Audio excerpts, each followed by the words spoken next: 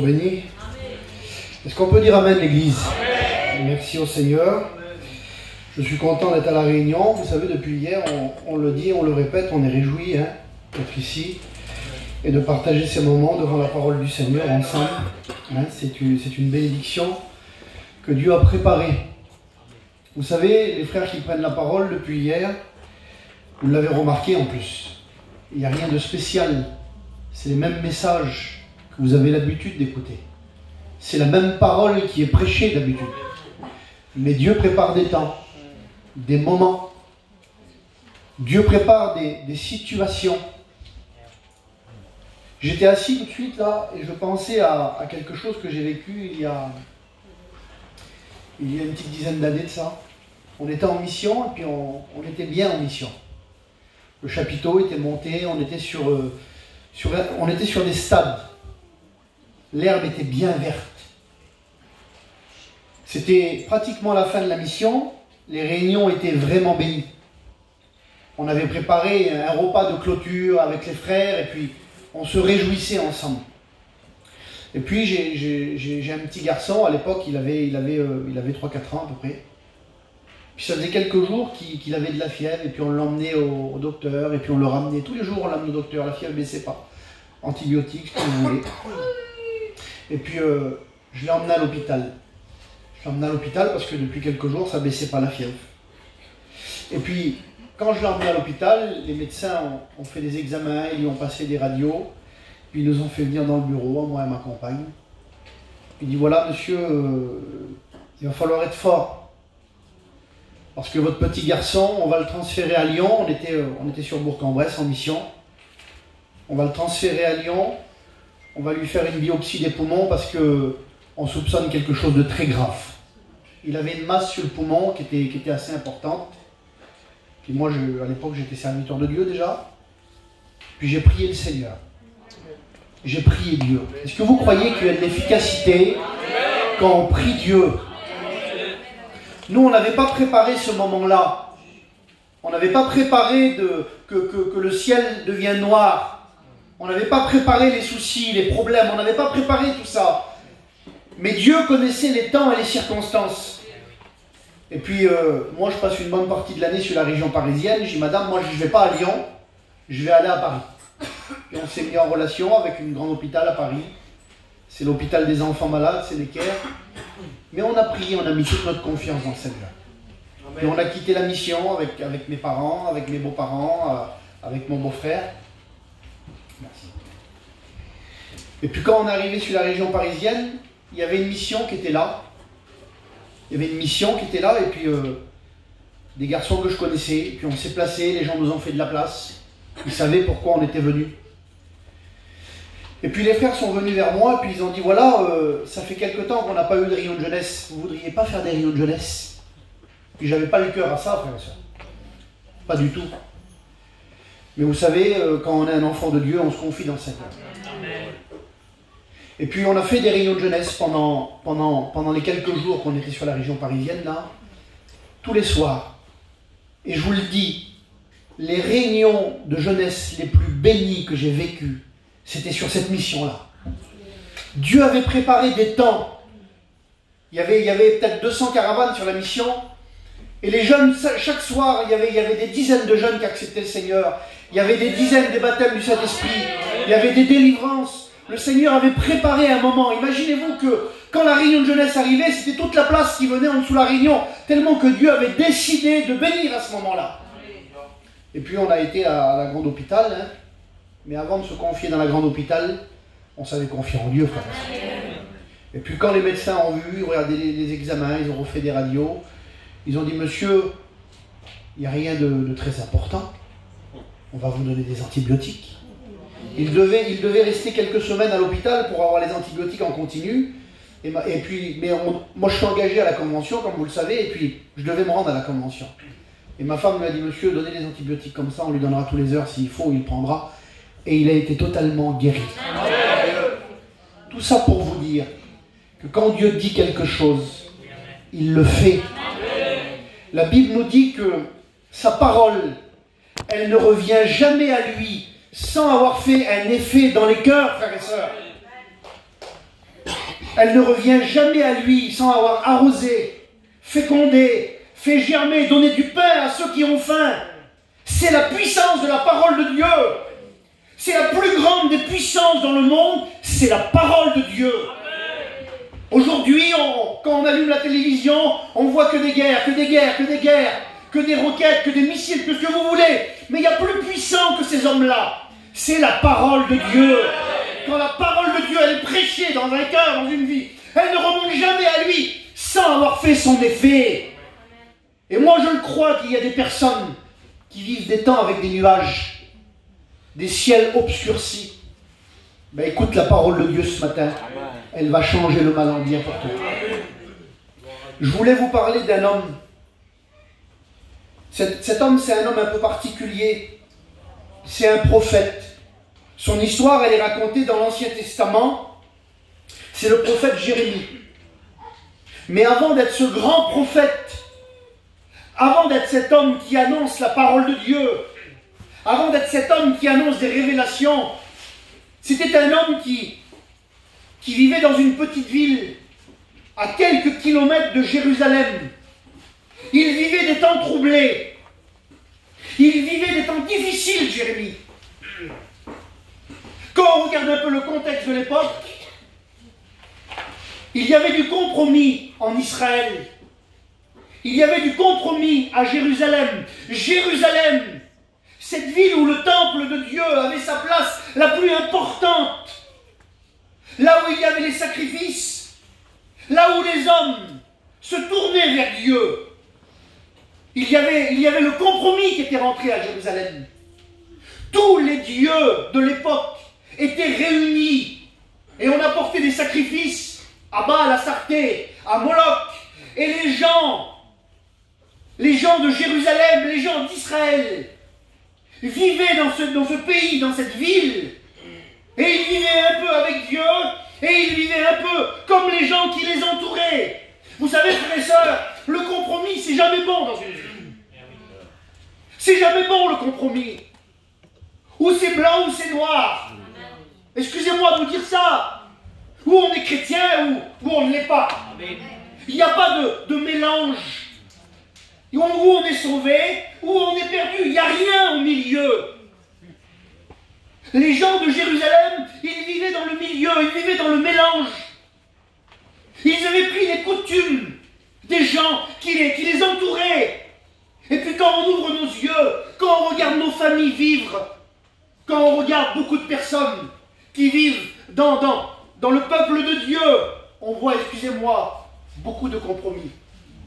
Parce qu'on regarde, parce que pour la majorité, excusez-moi, on regarde comment les gens vivent et on désire, on est attiré, on veut posséder, on veut avoir les vêtements des autres, on veut avoir ce que les autres possèdent, on veut leur ressembler. Mais ce n'est pas ce que la Bible nous demande, frères et sœurs. Et cet homme subissait cette pression-là. Parce que quand il y a le compromis, le ciel est fermé, frère.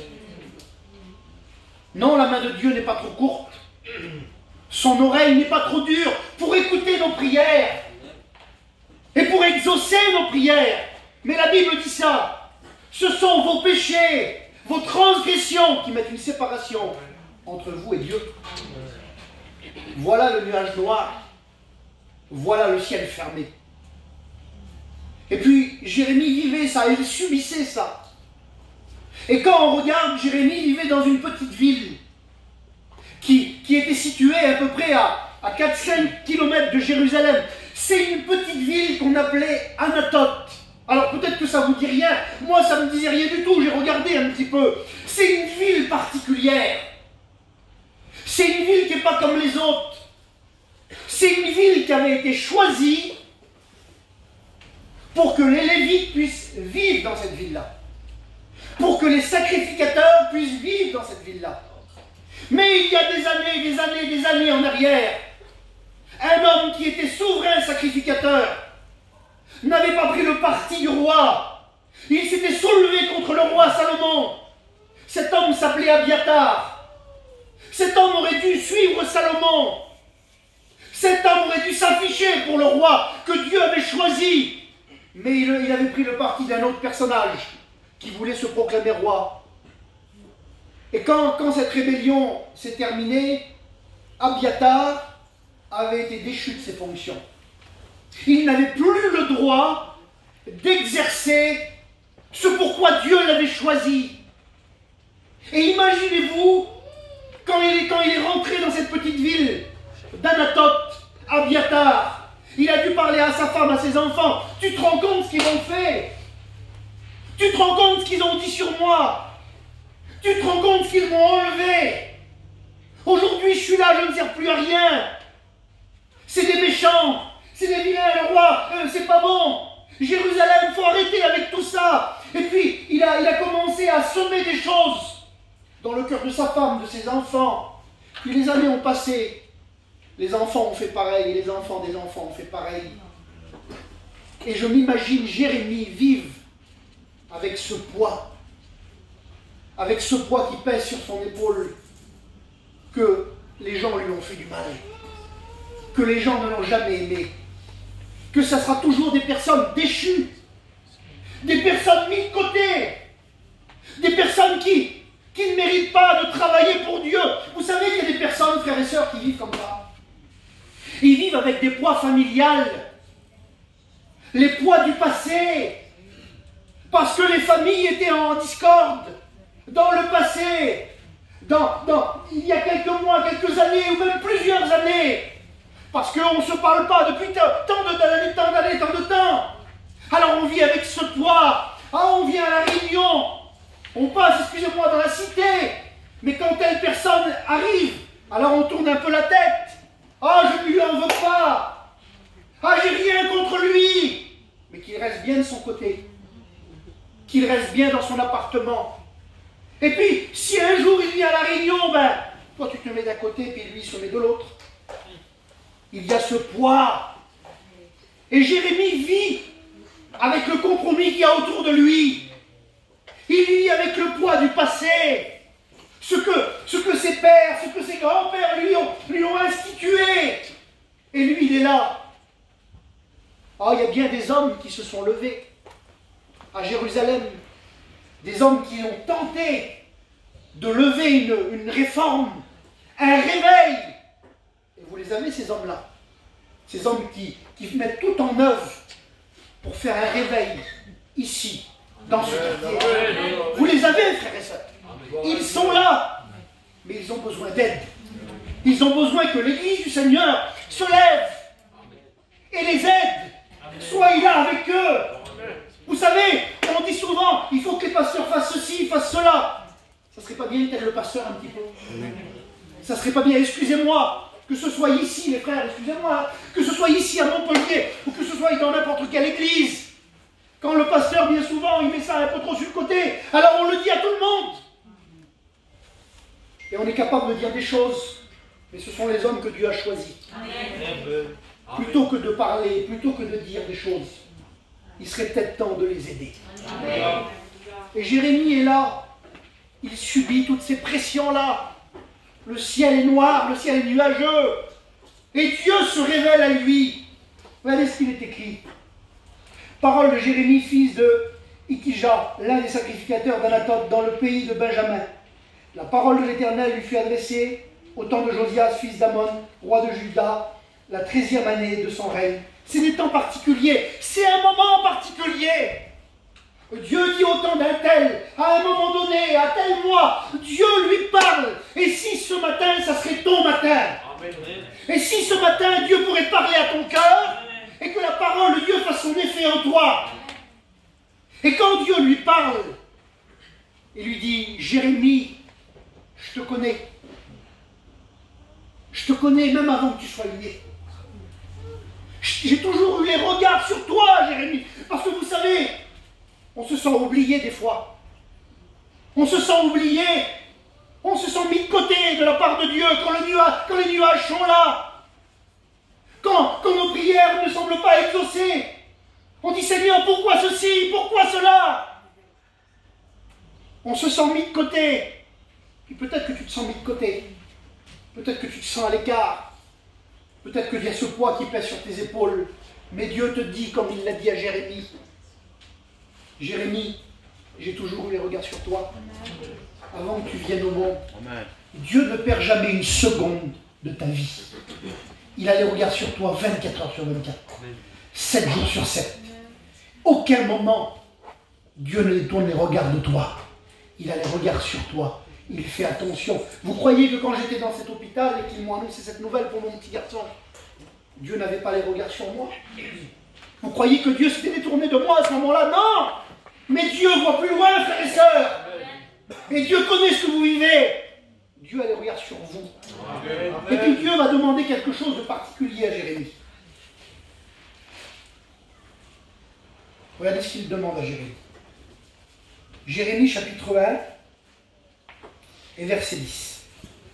Regarde, il dit, je t'établis aujourd'hui sur les nations et sur le royaume, pour que tu arraches, pour que tu abattes, pour que tu ruines, pour que tu détruises, pour que tu bâtisses et que tu plantes. Dieu nous demande quelque chose ce matin, frères et sœurs. Il demande aux pasteurs qui prêchent, mais il le demande à vous aussi. Il est temps maintenant de se lever et de faire un petit peu. Il est temps de ne pas rester assis dans notre position, dans nos habitudes, dans nos compromis, avec le poids du passé. Mais il te dit à toi, mon frère, ma soeur, il est temps que tu arraches, que tu renverses, que tu détruises. Seigneur, c'est quoi les mots du pasteur là? Il est temps d'arracher les choses qui ont poussé dans ta vie. Il est temps d'arracher les racines qui sont venues étouffer la bonne semence. Il est temps que tu arraches ce qui a grandi en toi, ce sentiment de colère, cette racine d'amertume, cette colère, cette haine que tu as pour des personnes, les choses que tu vis qui ne devraient pas se trouver en toi. Dieu te demande de les arracher ce matin. J'ai regardé le mot arracher, ce que ça voulait dire. Ça veut dire retirer. Il y a des choses qui n'ont rien à faire dans ta vie, mon frère, ma soeur. Le mot arracher veut dire expulser. Il y a des choses qu'il va falloir mettre du tien. Il y a des choses qu'il va falloir retrousser tes manches et les expulser de ta vie. Les choses qui ont pris de la place. Les choses qui sont là et qui n'ont rien à faire dans ta vie. Le mot arracher veut dire déraciner. Comme je vous le disais, il y a des sentiments qu'on permet dans les cœurs et dans les vies qui n'ont rien à faire dans le cœur d'un enfant de Dieu. La colère, la rancune n'a rien à faire dans ta vie. Amen. La colère, la rancune, écoute, n'a rien à faire dans ta vie. Parce que l'autre ne te parle pas. Parce que les familles ont eu des problèmes. Parce que quelqu'un t'a fait du mal. C'est vrai peut-être que tu étais la victime. Mais tu n'as pas à garder la colère et la rancune dans ta vie. Un homme a dit ces mots-là. Il a dit la rancune, c'est un poison. Un poison que l'on boit et qu'on attend que c'est l'autre personne qui meurt. C'est toi qui te fais du mal. Cet homme-là a dit, quand on pardonne quelqu'un, on relâche un prisonnier. Et on s'aperçoit que le prisonnier, c'est toi. Tu es prisonnier de tes sentiments. Le mot arracher veut dire déchirer. Il y a des choses qu'on doit déchirer comme une feuille. Il y a des choses qu'on doit séparer. Il est temps maintenant, au nom de Jésus, que tu arraches. Il est temps d'arracher. Tu veux être béni? Tu veux la bénédiction? Dis amen si c'est vrai. Alors il est temps d'arracher ce qui a grandi dans ta vie. Dieu demande à Jérémie d'arracher. Il lui demande d'abattre. Pourtant, un chrétien doit construire, bâtir. Mais avant de construire et de bâtir, excusez-moi, il faut abattre. Amen. Il y a des choses qui sont construites, que l'ennemi construit, que nous devons abattre, que nous devons renverser. La Bible nous dit, les armes avec lesquelles nous combattons ne sont pas charnelles, mais elles sont puissantes par la vertu de Dieu pour renverser les hauteurs et les forteresses. Elles sont puissantes pour emmener toute pensée captive à l'obéissance. Il est temps d'être obéissant, mon frère, ma soeur. Il est temps de renverser, d'abattre les murs, d'abattre les séparations, d'abattre ce que l'ennemi a monté dans ta vie, les pensées, les sentiments. Et puis, quand je lisais ça, j'avais un mot sur mon cœur. Vous savez qu'on peut vivre dans la même appartement, dans la même maison, dans la même caravane, et être séparés. Mon frère, ma soeur, tu peux vivre avec ta compagne, et vivre avec un mur entre toi et elle. Un mur de colère, de rancune, je le disais. Un mur de déception. Parce qu'il y a des choses qui se sont passées. L'ennemi a monté des murs dans les foyers, dans les familles, frères et sœurs. Et ce matin, au nom de Jésus, il est temps d'abattre les murs. Dieu veut faire de ton foyer un foyer béni. Dieu a les regards sur toi. Il est temps d'abattre les murs. J'ai regardé le mot abattre veut dire renverser, briser, vaincre. Parce que c'est un combat bien souvent. C'est un combat que l'on mène. C'est un combat qu'il faut mener. C'est pas toujours facile de renverser les murs de séparation dans les familles, dans les foyers, dans notre entourage.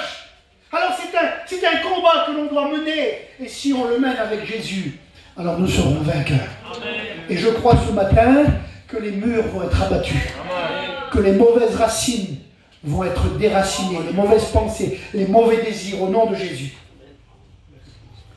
Il dit, il faut que tu arraches, que tu abattes et que tu ruines. Vous savez, une entreprise qui marche, c'est une entreprise qui grandit, qui fait du bénéfice.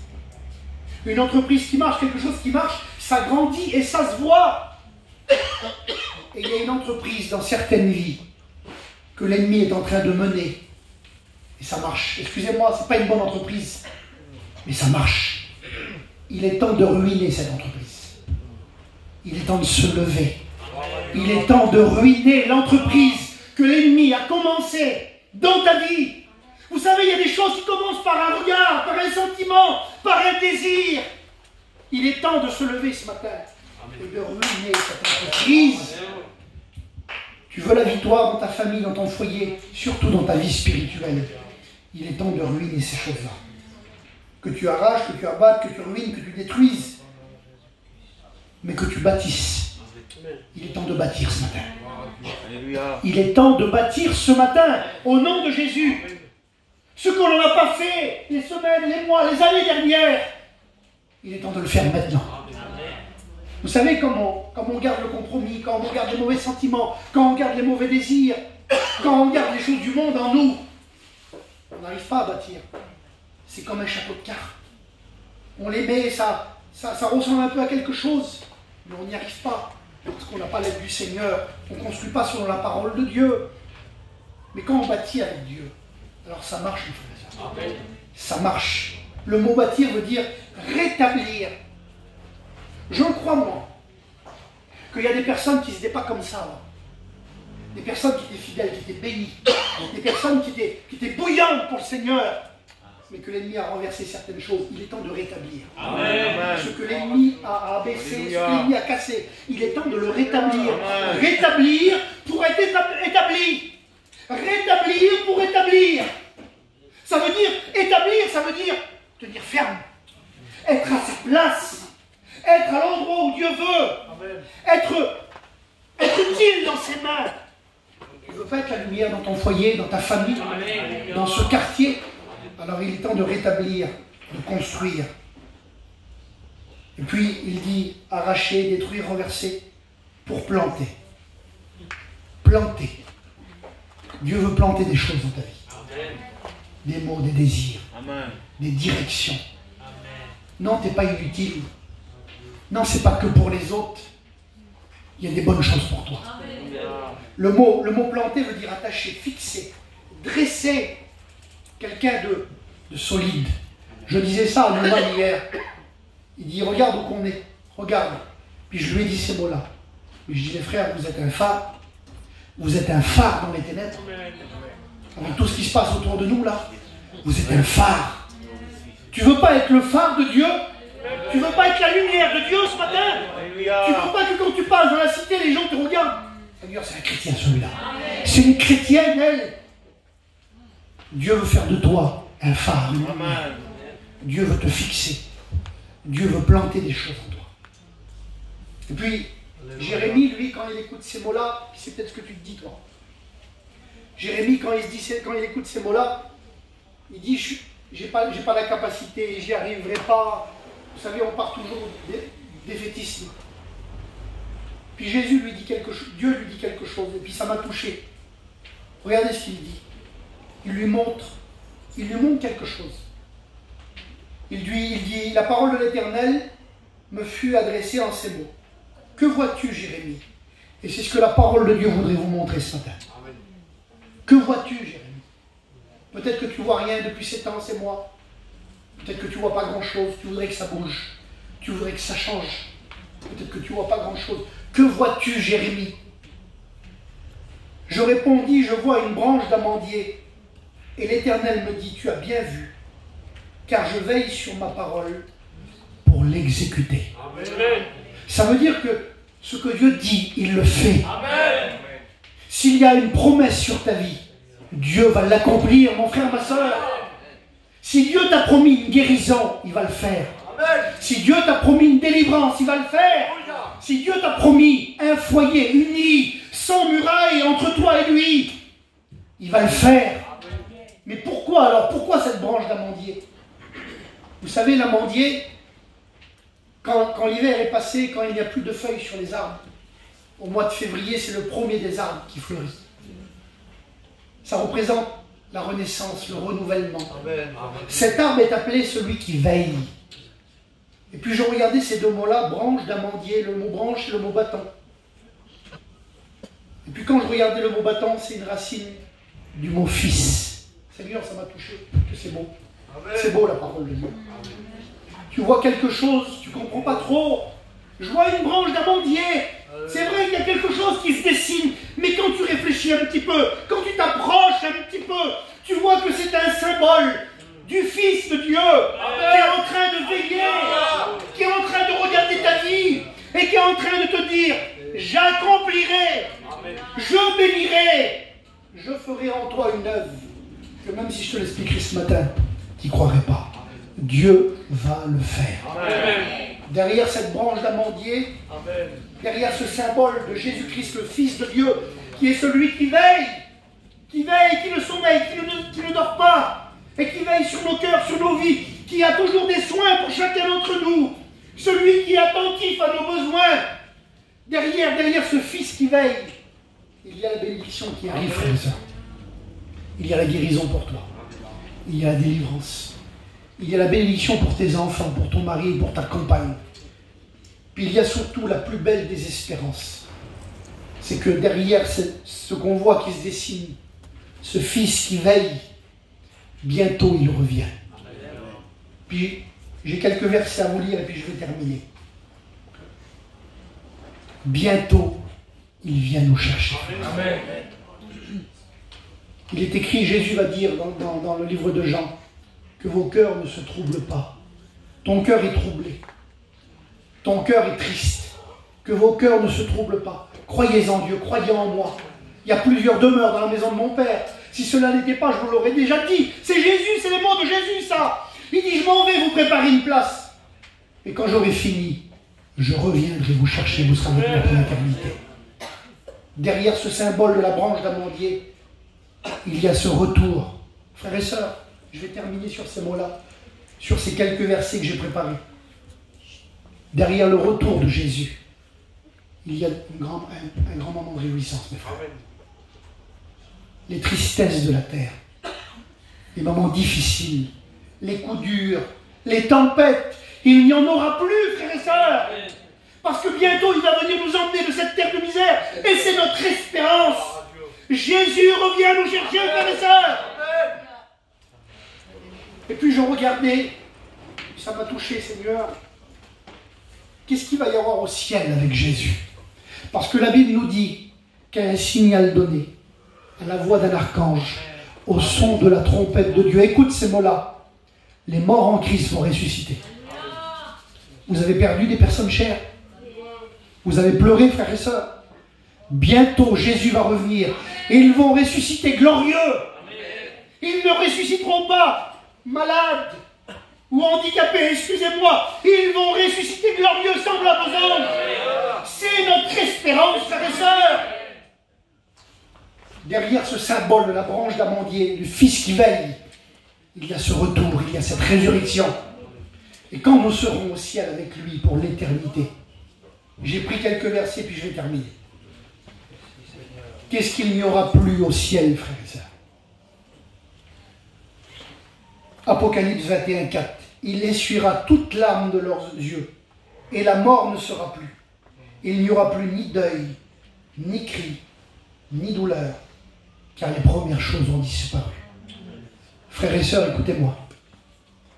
Dans le ciel, plus de larmes, plus de tristesse, plus de peine, plus de fardeau, plus de combat, frères et sœurs. Seigneur, quelle beauté!